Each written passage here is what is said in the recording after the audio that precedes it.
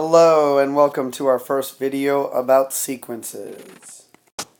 First kind of sequence we're going to look at is something called an arithmetic sequence. And yes, I am saying this word right. It's called arithmetic when you're talking about a sequence. We're not talking about arithmetic like you've heard before. So what an arithmetic sequence is it increases or decreases by the same amount each time, as in you would add or subtract the same number every single time. Now, one thing you might be sitting there thinking is, Mr. Barnett, do we need to know this? And the answer, of course, if I'm saying it, if I put it on the slide, that's a yes. Maybe you should take the time, hit pause, so you can write down some of the stuff. I will explain. Alright? Hit pause. Alright, so now that you're ready to take some notes, general what an arithmetic sequence is, you can abbreviate all this. There's a common difference. That thing that you add or subtract to each term of the sequence is called the common difference. You can find it by subtracting consecutive terms, and that'll make more sense when we look at it. Arithmetic sequences relate to a linear function in which the x values are kind of like marking the first, second, third, fourth term, and the y values are just the terms. Explicit rules, this is something that you'll see a lot in the book, they use the nth term of a sequence to find specific values, so that can be useful if you want to know like any term in there, you would use the explicit rule. Recursive rules relate a term to one or more previous terms, and you'll see what these mean when we try some examples. Alright, so first example that we have this sequence. It is an arithmetic sequence that says -3, 5, 13, 21, 29, and so forth. Alright, so if I were to plug these into a chart with the y values and then just label each one as -3 is the first term, 5 is the second term, 3, 4, so that's where these numbers come from. I have an XY chart, and with this XY chart I can find differences. Clearly you can see here each time we are adding 1. That's good. And here, what do we add each time? Well, to get from -3 to 5 we would have to add 8. To get from 5 to 18 we would have to add 8, and so forth and so forth. So our common difference is 8. And since each time we are going up 1, it's like the slope is 8 over 1. And like you may remember from before, these relating the linear equation to an arithmetic sequence, we can find, if we find the zero term, or what's called the y-intercept, we just find the term that was before this, and if you were to go backwards, instead of adding 8 we subtract 8, we have -3 minus 8 would give you -11. Now what you just need to do to come up with an equation for any kind of sequence is put them together.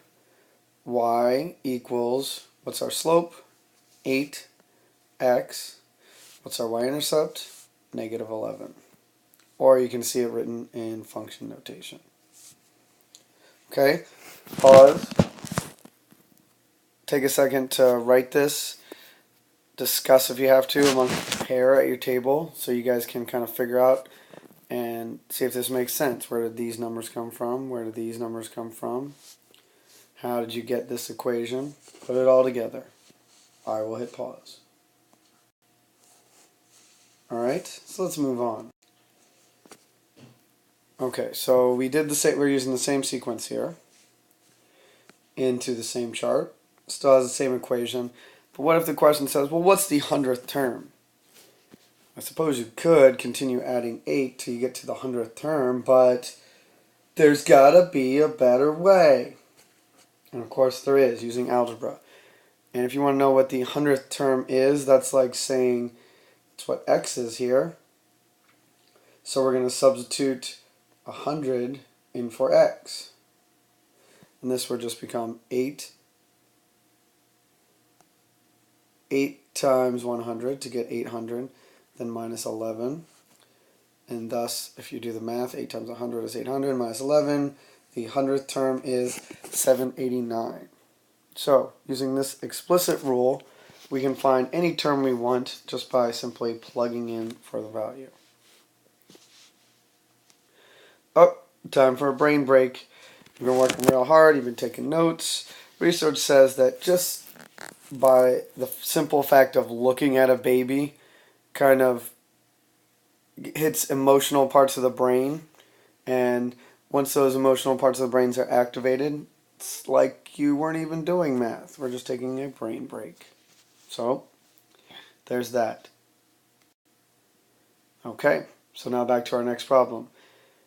We want to write a recursive rule, and now we're going to see the difference between the recursive and explicit rule. And what you need to know with a recursive rule, or what you know about it in order to write it, is you need to know about the terms before the nth term. So if it is given that you know the first term, f sub 1 is equal to 4, thus this, and you know that this is true, let me kind of translate this to English. So this part right here says we have a function, and n minus 1. If n is the term that we're looking for, then n minus 1 is just the term before it. So what this is saying is, for each term in our function, if you just take the one before it and add 10, you get the next term. So that's just like a lot of fancy stuff to just say each time add 10. And that's easy. So we have 4 plus 10 is 14. Next term will be 24, 34, and 44. Okay, so recursive rules look like all of this. But what they do is they're just telling you something in general about the function. Alright, so now's your chance for some practice. What I'd like you to do is copy the problems, hit pause, work on them together. Then when you guys think you're ready, you can come see the answers. So right now, hit pause. Did you get the answers? Really? Really? Don't just wait for me to show them to you. Hit pause. Alright. The unfortunate part about this is a PowerPoint, and these were supposed to pop up separately. So you technically already have the answer showing there. But if this is the equation, f of n is equal to negative 3n plus 2, in order to find the first 4 terms, we're going to plug in, for n, you're going to plug in the values 1, 2, 3, and 4. So we have negative 3 times 1 plus 2 is how we get our first term of negative 1. Negative 3, and then we're going to change this now to 2. Negative 3 times 2 plus 2 will give you negative 4. Negative 3 times 3, plugging this in here, plus 2 will give you negative 7. Then negative 3 times 4 plus 2 will give you negative 10. Did you get those 4 terms? Again, this was an explicit rule. So using this recursive rule here, we have the first term of our sequence is going to be 6. So if we made a chart, we have first term 6. And this business right here says, and that each of the next terms, the one before it, you just need to subtract 0.5. Okay, so that just means our second term would be this first term right here. Whoops, didn't mean to do that. This term right here, and then subtract 0.5, so thus it is 5.5. Oh, that's sloppy.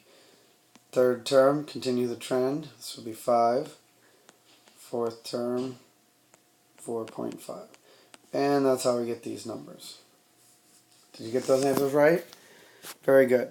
Now, if you did, you're done taking notes. Look at the assignment, see if you can get those problems done. We will discuss when I get back. Talk about a brain break. Yes, there I am. That was me. It's a little boy. Look at that head of hair right there. It's even curling up on the side. How crazy is that? And those cheeks. So again, this will make you stop thinking about math. That's the point. Okay? Now try to move on to the next assignment, and next we'll talk about a different kind of sequence.